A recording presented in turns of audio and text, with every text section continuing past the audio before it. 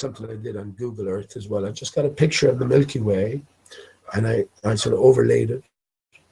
And this will give you an idea that it's a close enough match. Again, you have to satisfy as with all things, you have to satisfy yourself that this is a match. So you go out yourself and find yourself the best picture, most high definition picture of the Milky Way. You do the same regarding the moon, and you bring up the two pertinent areas, and you will allow whatever your skills allow. You go clarify this to yourself. So let me bring this picture up. This will only take a few seconds. Okay.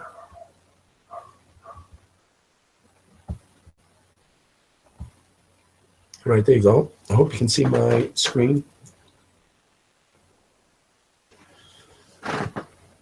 Let me just check on the watch page. It'll take a few seconds now, but it's 2-second delay.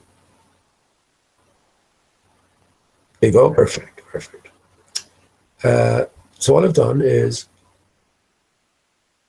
this is not perfect by any means, but I have confirmed in detail when I zoomed in on different areas. Let me just bring this up to scratch. This is the original picture I used for comparison against pictures of the moon. I have them down here. Look, there's a picture of the moon. It's just a standard picture. You can find them anywhere. Take it that it's not doctored, and this isn't even the best. You can go into a big degree, and you once you go in a bit too far, though, you lose that clarity. So that's all it is. Standard picture of the moon, and it's the same with, here we go, same with the Milky Way here. Standard picture, easily found. Just type in the Milky Way galaxy or the Great Rift, and you'll find this picture, and we take it that this is accurate as well because it's to be found everywhere. Yeah, so let me reduce that. I'm just going to go into, yeah.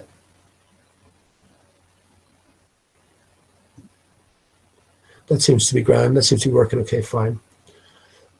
So that's all I've done here. So I've imported very basic skills, if you want to call them that. I've imported this picture of the Milky Way in, and I've sort of stretched it a little bit and rotated it until it's in a sort of it's in accordance with the big swathe from the two particular craters.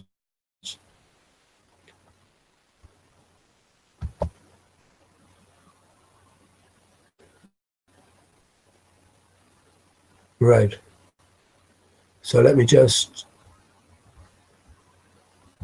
turn down the so that we can see through this. Right.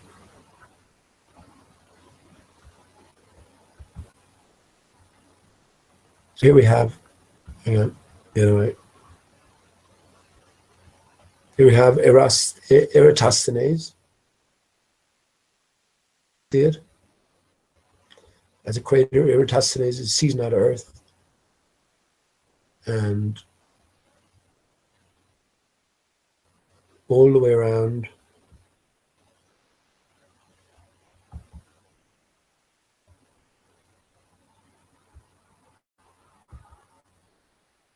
Eudoxus, which is a perfect anagram of Exodus. So you leave. Season on Earth, you leave. It's almost as if these names were chosen, and it's as if that this was waiting to be discovered. And once we discovered this, then there's no going back. So what I did was overlaid the Milky Way image, line it up as best I can, right? But you'll be able to see, once I increase the opacity, you'll be able to see. I should have left the trails here, but you get a good enough view. I should have left the trails here. You can see it clearer in, let me just bring this up for a second. See it clearer here.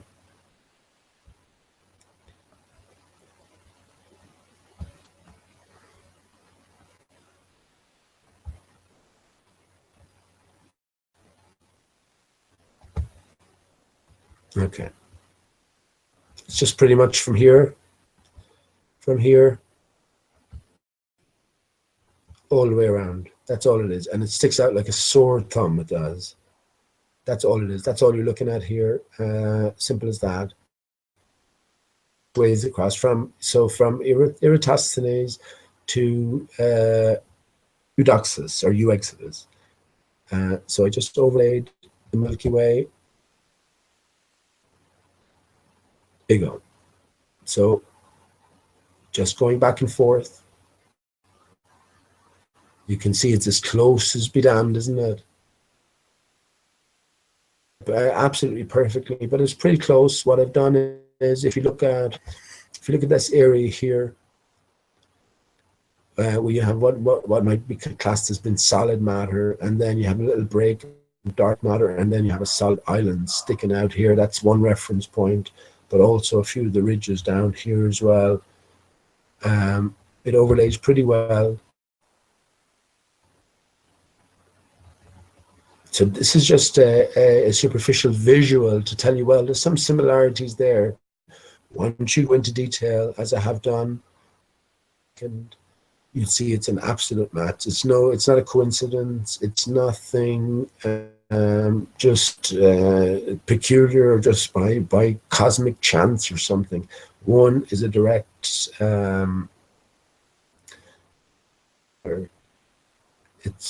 we were looking at one and the same thing, no matter what the differences are. That's to be explained or attempted to be explained later. It's coming through okay, and just opaque, less opaque.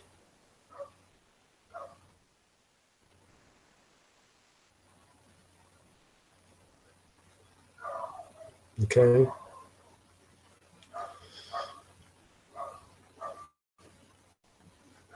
Once again, everyone is free to do this themselves. And the big question you should be asking yourself is, sure, we can see the Milky Way bold here, but if you type into Google Images, you will see it in a straight line. You will see it slightly bold like this, and then you'll also see it very bold,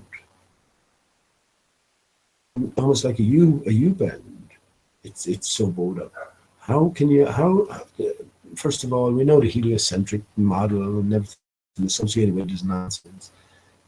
Explain that, but how could flat earthers explain this as well? This is another poser for people who are on board the flat earth and are looking for explanations for these things.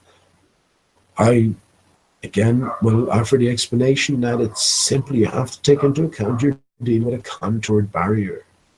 Depending on the particular positioning of this area of light energy projection, you will get either a straight line, you'll either get a curved bow or a greater curved bow. It's all just completely dependent on whereabouts against the reflective surface that it is reflecting against.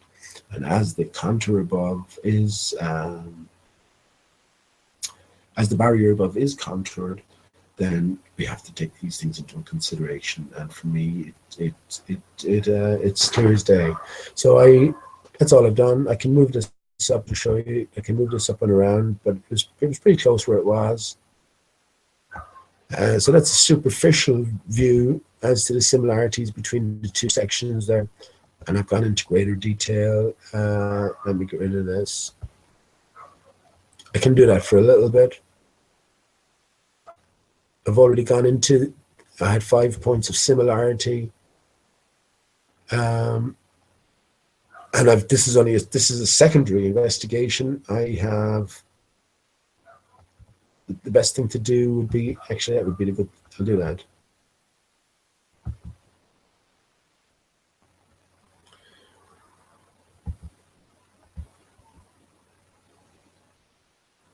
If I just reverse what I've done, then you'll be able to get a better picture. As you see here, I've matched these pretty perfectly, and you can see there's an intimate relationship between these two, but one is a little more stretched, and that's what you'd expect as well. You have to remember you're dealing with different sort of scale pictures, but you're also dealing with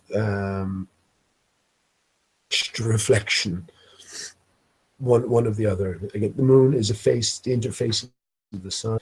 The Milky Way is a part of the interface of the sun as it's been reflected against the contoured barrier.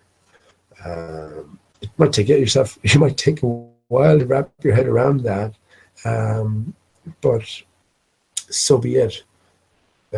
My head is wrapped around it anyway. As Mark Sargent has pointed out, we are living in a big light projection. We're living in a planetarium to a big degree, and yeah, everything is right there.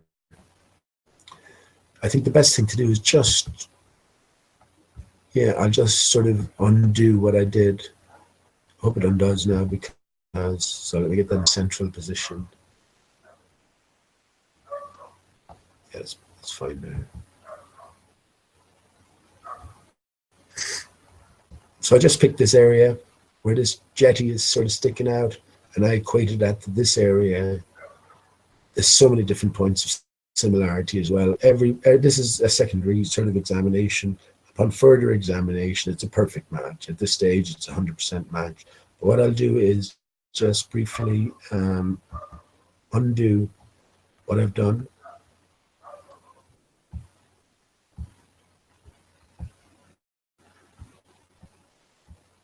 And then redo them. Okay. Yeah, I'll do undo for both of them.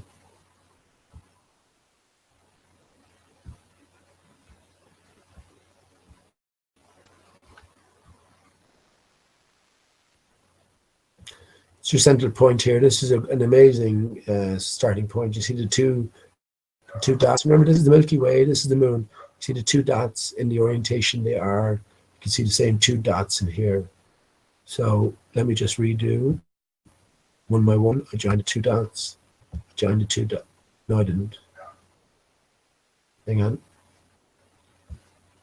All right. I just did that in a little bit of a different order.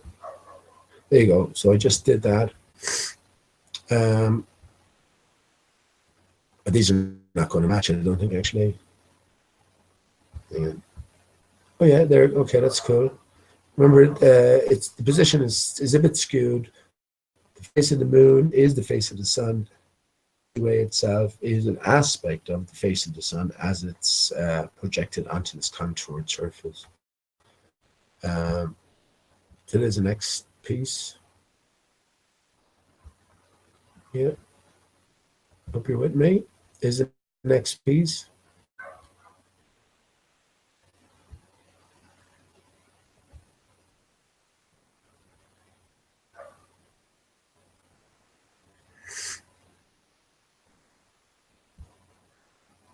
Start, you have to zoom in. Again, you have to zoom in to see some of these features, but that's the beauty, and even that's the necessity about all of this. You have to clarify this for yourself. Go and get yourself a picture of the moon, get yourself a picture of the Milky Way galaxy, and try disprove it. Try disprove it. After a certain point, you'll realize that you won't be able to. So that's about it. I think that's the last connection there, isn't it? That's it. So that's 1, 2, 3, 4, 5, 6, 7, 8, 9 connection points. Again, I took a different section, and it's clear as day. And the other section matches up as well. So for me, that's 100% confirmed, and it's 100% confirmable by everybody who notion seriously. Where you go from that in terms of your overall explanation as to what's going on, well, that's up to you. I've only offered my thoughts upon it, and I can only say that in a limited sense that I can be satisfied with my thoughts in it. I am satisfied with it. You know, fantastical as it all is. So yeah, let me just briefly go for and